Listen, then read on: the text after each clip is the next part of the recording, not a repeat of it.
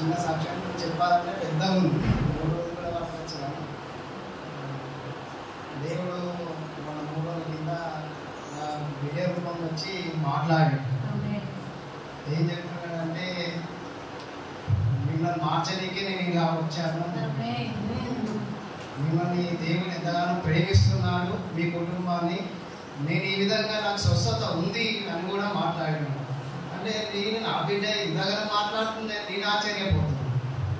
మాట్లాడుతుండే అంటే నా బిడ్డకి స్వస్థత ఉందా అని నేను ఆశ్చర్యపోతుంటే, నేను ఏం చేయాలో నాకు అర్థమైతే లేదు.